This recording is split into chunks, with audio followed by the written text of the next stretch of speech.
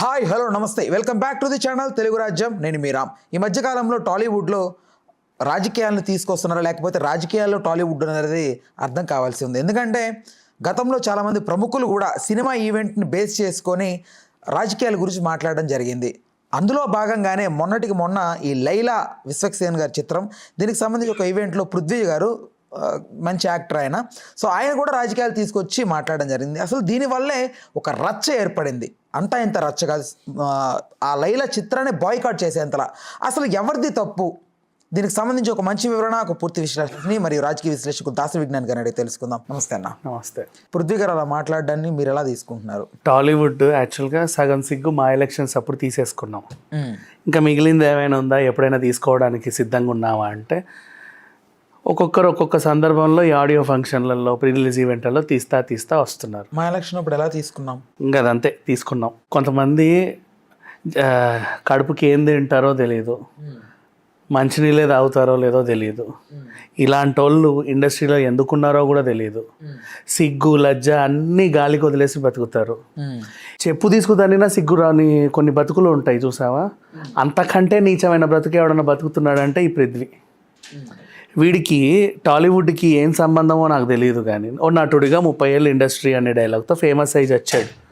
సరే బాగానే నటిస్తున్నాడు కదా అని చెప్పి వాళ్ళు వీళ్ళు అవకాశాలు ఇస్తుంటే సినిమా తిండి తింటా, సినిమా నీళ్లు తాగుతా, సినిమా పరువు తీస్తున్నాడు. అసలు ఆ ఈవెంట్ ఏంటి? విశ్వక్సేన్ది ఒక సినిమాకి సంబంధించిన ప్రమోషనల్ ఈవెంట్. అవును. అప్పుడెప్పుడో చిత్రం బలారే విచిత్రం, తర్వాత రాజేంద్ర ప్రసాద్ గారి మేడం, చాలా గ్యాప్ తర్వాత ఇప్పుడు విశ్వక్సేన్ లైలా. ఇక మధ్యలో ఏం లేవు చెప్పాలి అంటే చెప్పుకోదగ్గ సినిమాలు. ఒక హీరో లేడీ వేషం వేసి చెప్పుకోదగ్గ తమిళ సినిమా ఏమున్నా టాలీవుడ్కి అయితే తెలుగు సినిమా పరిశ్రమకి ఆ రేంజ్లో మాట్లాడుకోవడానికి ఇంకా ఏ సినిమా లేదు.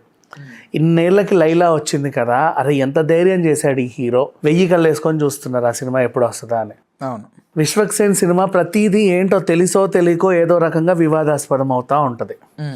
లాస్ట్ మొన్న ఆ టీవీ నేను ఆమెతో గొడవ అయినప్పటి నుంచి దానికి ముందు ఆ రోడ్డు మీద ఆ ప్రాంకు ఇంకా అట్లా ఏవో ఒకటి కాదు రెండు కాదు, ఈయనకు పొగరని, ఈయనకు అదని ఇదని, సినిమాని తొక్కేస్తున్నారనే ఒక సందర్భం.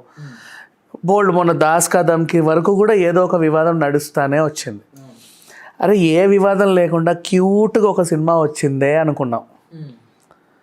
అస్సలు లేదు ఇప్పటి వరకు. దాన్ని కూడా ఒక చిన్న వివాదంగా ఎవరో మొన్న మలిచారు. ఏంటి ఆ విశ్వక్సేన్ మొన్న వరకు నందమూరి వాళ్ళతో తిరిగాడు, ఇప్పుడు మెగా వాళ్ళతో తిరుగుతున్నాడు అనేసి అన్నారు. అది పెద్ద వివాదం ఏం అవ్వలే, అయినా కూడా పట్టించుకోలే ఎవరు. ఎందుకు అంటే చిరంజీవి గారైనా, నందమూరి బాలకృష్ణ గారైనా, ఎన్టీఆర్ అయినా, ఎవరైనా సరే వీళ్ళంతా సినిమా హీరోలే కదా. ఆటి సినిమా హీరోతో తను తిరుగుతున్నాడు, తప్పేం లేదు, అందరూ ఒకటే. సో అట్లా తీసుకున్నారు. నెగిటివ్ తీసుకున్న వాళ్ళు నెగిటివ్ తీసుకున్నారు, పాజిటివ్ తీసుకున్న వాళ్ళు పాజిటివ్ తీసుకున్నారు. అంతే, ఇంకా వివాదం ఏం లేదులే. ఇక రేపో మాపో సినిమా రిలీజు, అరే భలే వస్తున్నాడు, కాంపిటీషన్ లేదు. మామూలుగా విశ్వక్సేన్ మీద ఎప్పటి నుంచో ఒక టార్గెట్ అనేది ఉంది. ఎందుకంటే కొంచెం యాటిట్యూడ్తో మాట్లాడతాడనో లేకపోతే అంటే అలా ఫీల్. విశ్వక్సేన్కి అసలు యాటిట్యూడే లేదు, ఉన్నా కూడా తప్పు లేదు. అదే అంటున్నా. బట్ ఎందుకంటే అది యాటిట్యూడ్ కాదు, ఎవడు పడితే వాడు యాటిట్యూడ్ అంటే చెప్పు తీసుకుదానండి, కానీ అసలు అది ఏం పెద్ద విషయం కాదు. వాళ్ళ సినిమా గురించి వాళ్ళు కాకపోతే ఇంకెవరు మాట్లాడుకుంటారు? అది యాటిట్యూడ్ ఎందుకు అవుతుంది? ఓ పెద్ద హీరో కొడుకు వచ్చేసి అంటేనేమో వాడిని అబ్బా ఎంత బాగా మాట్లాడుతున్నారో అంటాడు. ఓ చిన్న హీరో